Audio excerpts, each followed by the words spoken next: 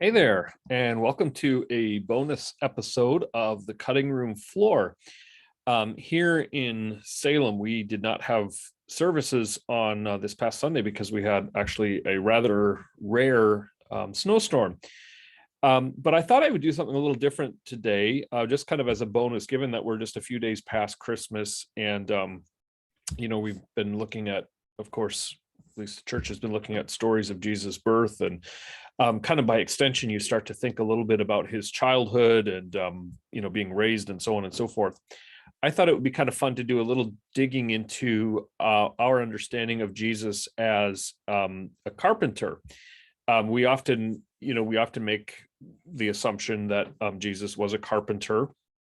And I want to dig into a little bit more of the question of, well, is that really accurate? Was Jesus really a carpenter? And then by extension, what are the implications of that? What, maybe practically speaking, what difference does it actually make? Let me share my screen with you. I want to take you through really just a very simple word study. One of the things that you can do when you're studying the Bible, if you're really wanting to dig into the meaning of a particular passage or a text, sometimes it helps to focus on a single word, especially if that word is something of either a really, really important word thematically to a text, or a word that's maybe a little bit unusual. And what you can do is you can just kind of dig into it a little bit deeper and kind of explore things like dictionary definitions, but also where that word might be used in other places in the Bible, and what some of the different nuances might be. So let's do that. Let me take you to my screen, and I'm going to use here Logos, which is a Bible study software that many people use today, at least many pastors. And I'm going to show you here in Matthew chapter 13. This is where we get our understanding that Jesus was a carpenter. In Matthew chapter 13, verse 55, the crowds are talking about Jesus, and they say this, "Is not this the carpenter's son?" right here. "And is not his mother called Mary? And are not his brothers James and Joseph and Simon and Judah and his sisters with us?" Now, the assumption here is probably a good one, that Jesus takes after his father's footsteps. We also find it in the parallel passage in Mark's gospel. So we're going to assume, and I think with good reason, we're going to assume that Jesus follows in the footsteps of his father as a carpenter. Now, the real question is, what does it mean to be a carpenter? What exactly is a carpenter? And so to do that, to answer that question, we can actually go to the Greek, and let's delete that.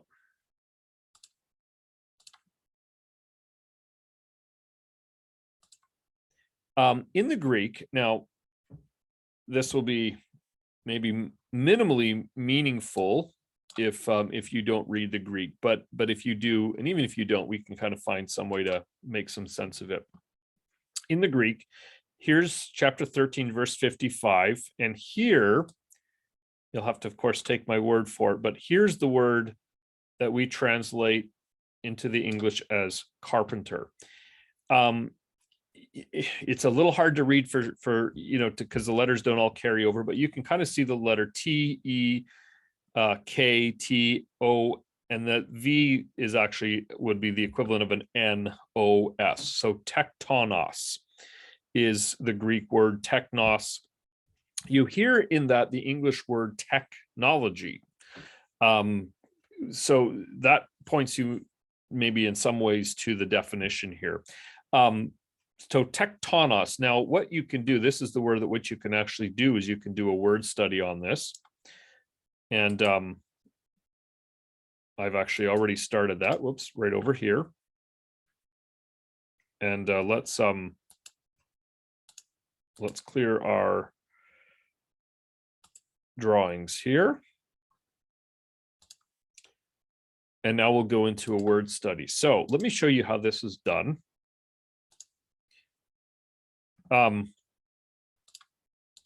There's our word, by the way, tecton. That's the root word. And this tells you, this is just kind of using the software here. This tells you tekton is often translated as builder or carpenter. And when you open it up, you see the two references. There's only two references in the entire New Testament where the word is used. The one is that we looked at, Matthew 13:55. Is not this the carpenter's son? Is not his mother called Mary, and not his brothers James and Joseph? So we looked at that. And then the parallel in Mark. Now, this is maybe worth looking because it actually, there's a slight difference in the wording here where it says, is not this the carpenter? So it's not simply referencing Jesus as the carpenter's son, but it's actually recognizing that he himself was also a carpenter. And that's why our earlier assumption is valid. Now, the question is, what is a tekton? Well, here's a couple things that you can do. First thing we're going to look at, these are some dictionary definitions. I won't get into all the details, but these are a whole bunch of different dictionaries that you can use. I'm going to just pull this one up here. And it says, here's what you get. One who uses various metals, wood, stone, and metal, or various materials, wood, stone, and metal in building. There's every reason to believe that in biblical times, one who is regarded as a tekton would be skilled in the use of wood and stone and possibly even metal. That begins to tell you that this is probably someone who is more than a profession that just built, say, furniture or maybe built homes, but actually was involved in a bigger range of work. It might be, stonemasonry or metalwork, blacksmith. You might also begin to think in modern terms, in terms of like a general contractor who has actually skills in a wide range of different professions. And so we could go on. You could kind of cross-reference all of these other dictionaries, which we're not going to do right now, but I'm going to take you down. I'm going to show you something interesting. Sometimes it helps to look at the Septuagint. Now, the Septuagint, you may be wondering, what in the world is that?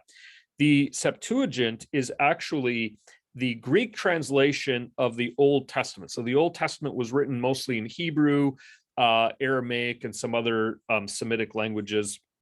But over time, the Old Testament, the Hebrew of the Old Testament, was translated into the New Testament Greek. And that's what we call the Septuagint. And that's really helpful because it helps us kind of see the connections between the Greek language of the New Testament and how it would have been how the Old Testament would have been understood. So I'm going to just pick a couple of verses here that just find and identify that word tekton. You can see it actually occurs 25 times in the Old Testament and in some of the intertestamental books as well. And so that gives you, again, this kind of shows you where the word shows up. There are a variety of different words. I'm going to just focus on tekton here. 15 of the 25 occurrences are translated this way. Hosea 8 verse 6. So therefore it is from Israel, a craftsman made it. It is not God. Now, without getting into all the context of Hosea 8, you see the word there is translated as a craftsman. And again, Hosea 13, a craftsman, it is said of them, those who offer human sacrifice kiss calves. It's kind of a strange reference, but my point is there to show you that the word is craftsman. There are other words.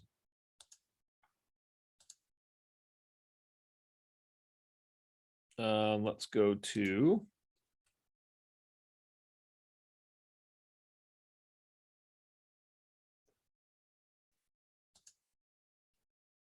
You can just see workmen, stone cutters, masons, carpenters, and all kinds of craftsmen. So you begin to look at the way that this single word is used in both the Old and the New Testament, and it becomes clear this is more than just carpentry. This is a skilled worker who had a range of experiences working with metal, stone, wood, probably in designing, perhaps building homes or, commercial, what we would say commercial construction today, but also perhaps building furniture or other things as well. Now, all of this is very, very interesting, I suppose, but the real question is, well, so what? What difference does all of this make? And I want to suggest to you really, so Jesus is a craftsman. He's an artisan. He's got a range of skills and abilities.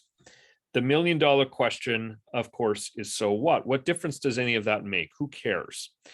And this is where I want to suggest, I think there are two things that really that really matter here. The first is in taking on this role, Jesus actually affirms the value of work.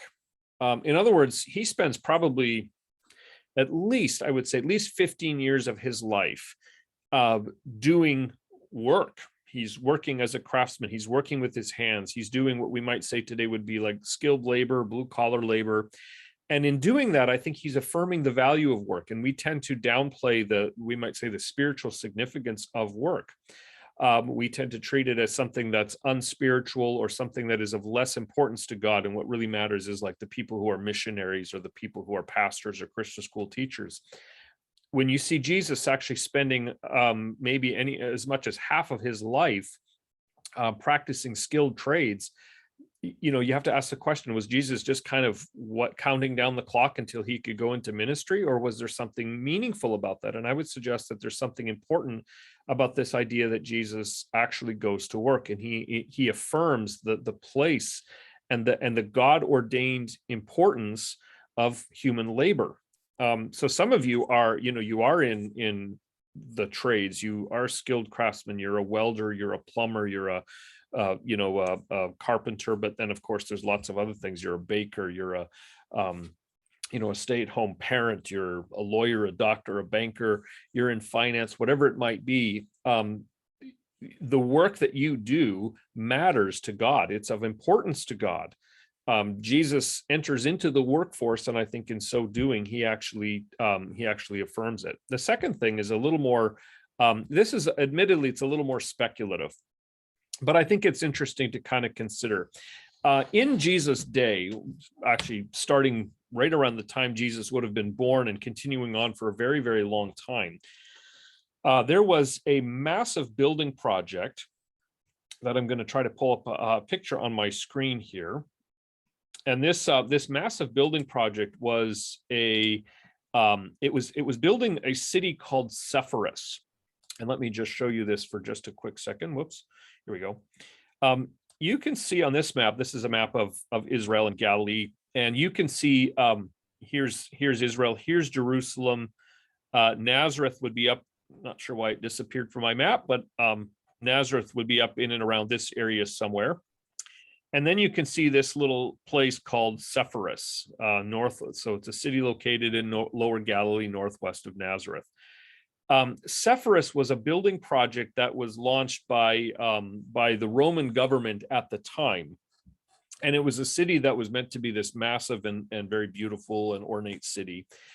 By many Jewish people, it was considered to be something quite offensive, because it was anything that the Romans touched was considered in many cases to be problematic.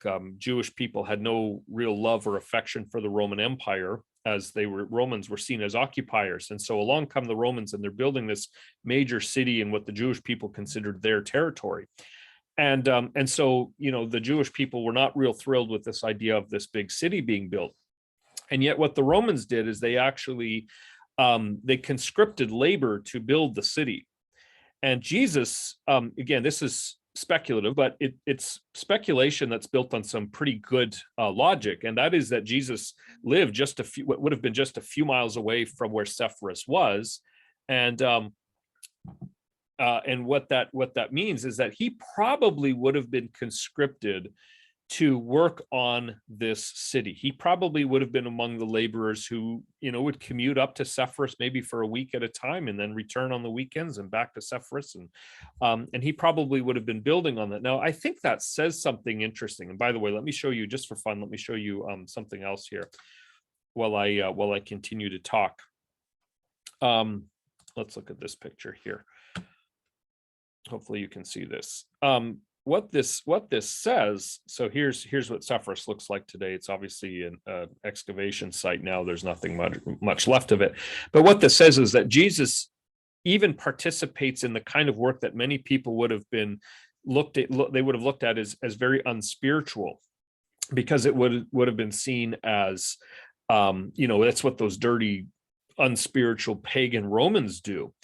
And we want to keep as far away from the Romans as we can. And yet here's Jesus actually quite likely participating in this building project. So some of us, you feel that your work is engaged in unspiritual things. Now, I'm not talking about things that are clearly immoral. I'm talking about you're doing work that puts you into an environment. Maybe it's politics, where you're put in this environment where sometimes your convictions will be challenged, or sometimes you feel it's a difficult, ethically it's a difficult place to be, and raises questions for you.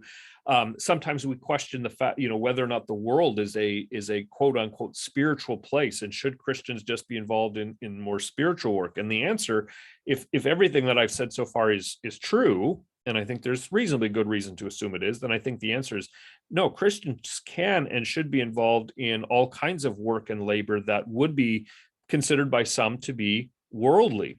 We're called into vocation that will take us into these arenas where we're building the Sepharuses of our day. We're participating in politics and science and art and medicine that is part of the broader world that we are a part of. And so God places us here so that we might be faithful in our labor and diligently serving him. Hey, thanks for watching. Hope you found it worthwhile. Check me again. Subscribe to our channel here. Be more videos like this, and we hope to see you again. And until next time, take care.